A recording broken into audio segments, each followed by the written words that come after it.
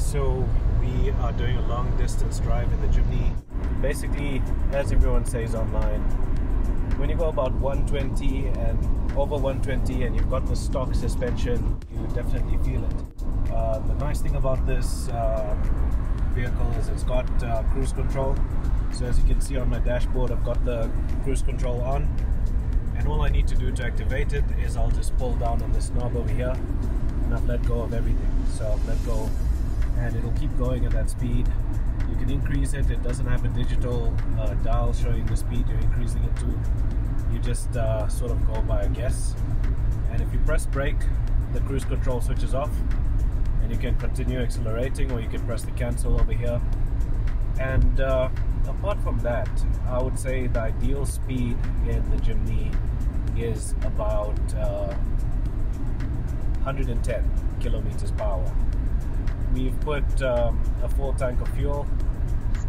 We've already done quite a few kilometers, maybe about 60 to 80 kilometers, and it says there's still about 412 kilometers in the tank, so that's quite good. So this is the average over here, and this is moving at between 100 and 110 kilometers per hour.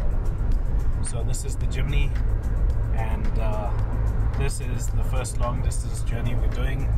To be safe, because of that 40-liter tank, we've carried two 20-liter jerry cans full of petrol. So if push comes to shove and we don't find a gas station on the way when we need it, then we've got 40 liters reserve to push us to the next gas station. I really like it. It's nice. It's a small, zippy nippy, kind of nifty car. Almost feels like a bigger version of a go-kart. It's like a golf cart with 4x4 that can go up to 110 kilometers per hour, and it's got low range, which is awesome. And yeah, I'm having a good time with it. So yeah, we want to really just mod this and see what we can do with it. I would say a good average speed for this car is about 110, because it allows you to actually save fuel, use the optimal level of fuel, and it just feels safe at that speed. Once you go over that speed, then you actually start having a bit of issues. You have a bit of a wobble, you have a bit of wind, gusts, you feel it a bit more.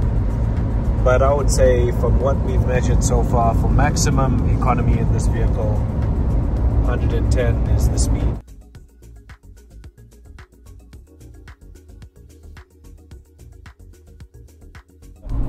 I've been driving this now for the last 500 Ks.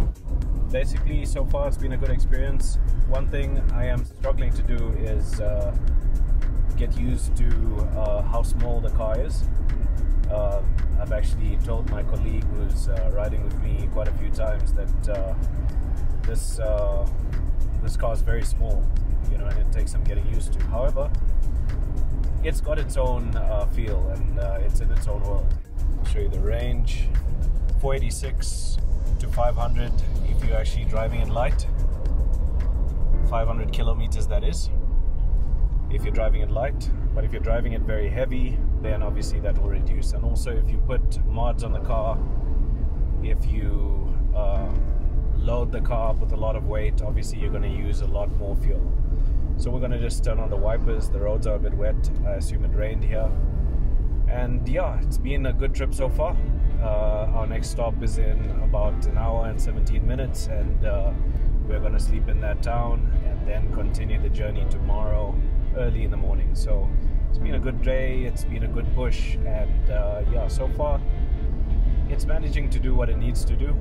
I would say it's not really a car for the highway, but it's a good enough car for getting where you need to go.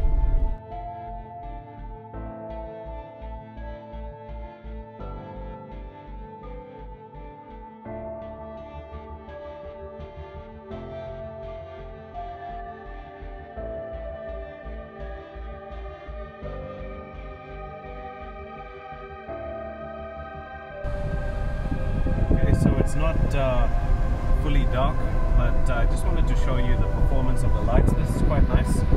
I've been in vehicles where literally on low beam you can't see any light whatsoever. Okay, so this is low beam, This is low beam with the fog lights on, or the lower lights at the bottom, and then this is full beam, which is quite good, not too bad.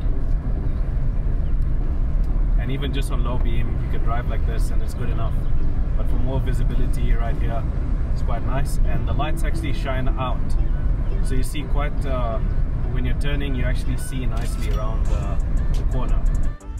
Okay, so this is the second leg of this journey. Can actually do it in one long trip, but it's much easier just to break it up. So far the Jimny has survived about 811 kilometers, and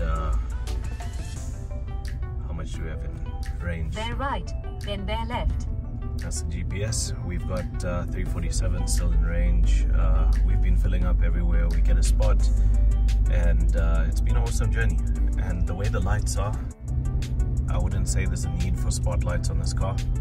So this is the place we stayed just as a stopover, and then we'll be heading down to the next destination, which is another 470 something kilometers.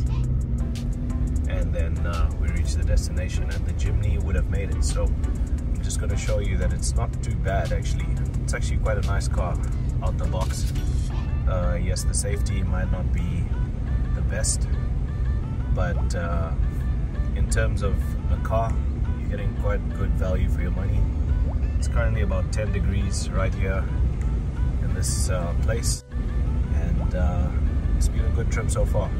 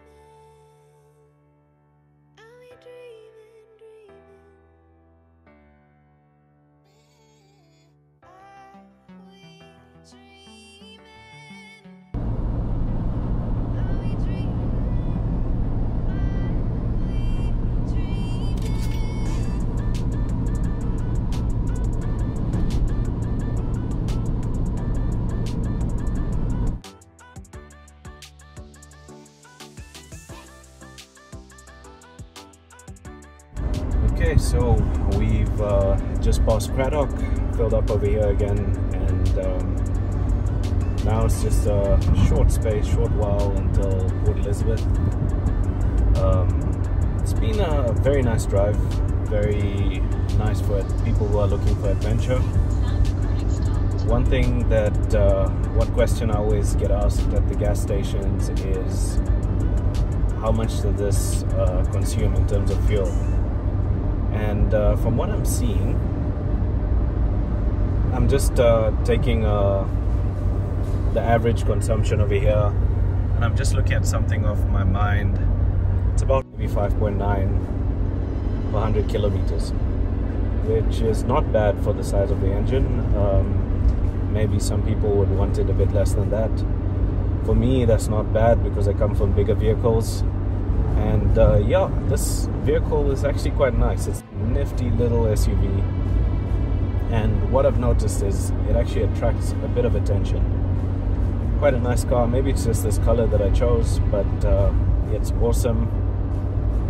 Like I said in the beginning of this video, I think it's the bare bone, down to earth,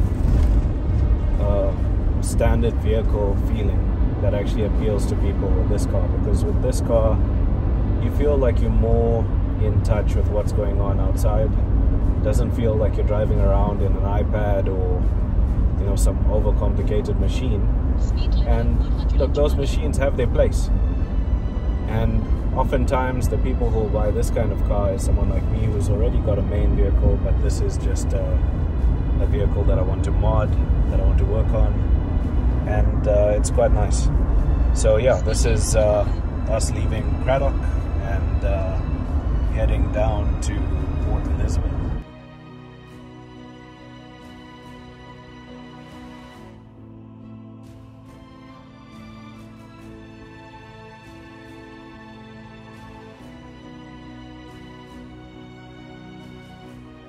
Basically on the outskirts of Port Elizabeth, and we've made it here. Conclusion after this long trip, the Jimny is a really nice car for its purpose, and for the reason that many people buy it. It's very simple, and it's not too complicated. There's a few things that I would appreciate if were slightly different.